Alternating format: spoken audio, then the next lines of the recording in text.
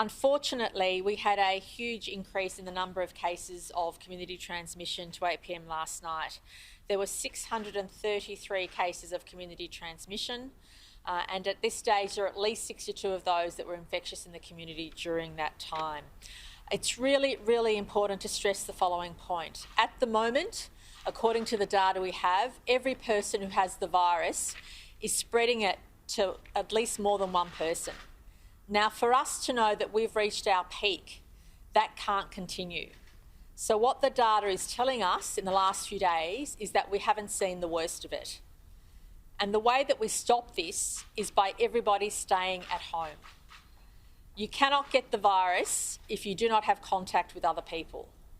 You have to assume, no matter where you are in the state, that every time you set foot out of your door, that you have the virus or anybody you're in contact with has the virus.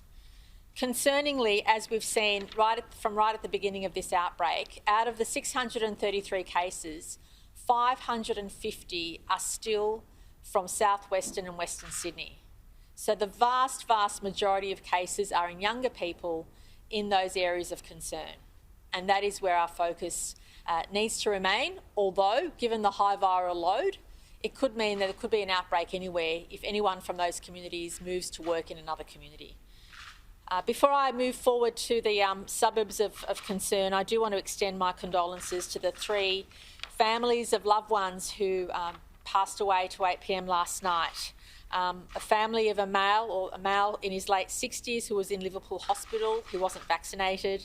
2 males in their late 70s who both passed away at Nepean Hospital. One was unvaccinated and one had only received 1 dose of vaccine. Again, we extend our deepest condolences to the families of those 3 gentlemen and obviously appreciate how distressing this is. And I hope this really reinforces the message that even if you think you're okay, don't risk giving the virus to those you love the most. Some of the stories we hear every day about the way people are suffering, the way people are seeing loved ones die, and the impact it's having is just devastating. So just stay home. Please don't leave home unless you absolutely have to. And we know where the virus is lurking. We know where the problems are in terms of transmission. It's workplaces and households. And we just ask people to heed that advice. As I said, there were 550 cases within those areas of Western and Southwestern Sydney that continue to be a challenge.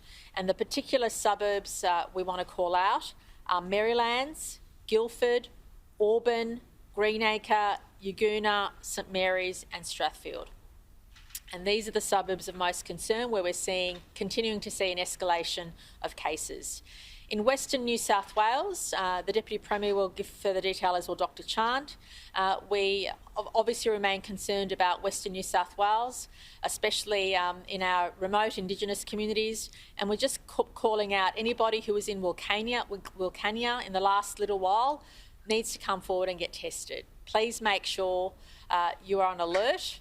But especially in and around the Wilcannia area, and as we've said in the last few days, there continue to be cases, especially in the West Dubbo community.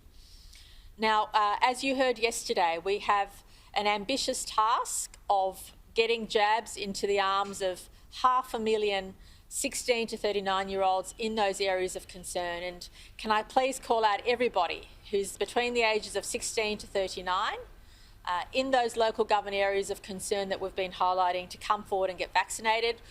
We got an extra 500,000 doses from the federal government, which we're very grateful for, extra doses of Pfizer, and that'll be going straight into the arms of those 16 to 39-year-olds in those local government areas of concern to make sure we not only keep them and their families safe, but also contribute to the reduction of the spread. And obviously, if you go to newsouthwales.gov.au, you can now book for your vaccine, and we encourage you to do that as quickly as possible so that we can vaccinate as many people as possible. Now, vaccines are critical, obviously, not only in dealing with this outbreak, but also maintaining the safety of our citizens moving forward, and obviously ensuring that we get back to a normal life as soon as we can. But I just need to remind everybody, when you get your first jab, it takes about 2 or 3 weeks for it to become effective. So don't think you're immune. don't think you can stop or relax, not wearing your mask when you need to, or not socially distancing, or not staying at home when you should be. So please make sure that when you are vaccinated, don't assume that you can't get the virus or give it on to others. And also, because we haven't yet hit our milestones of having the majority of our population vaccinated, it is still a huge threat to those unvaccinated in the community, for those who are vaccinated, to carry on normal business without strictly adhering to the health rules.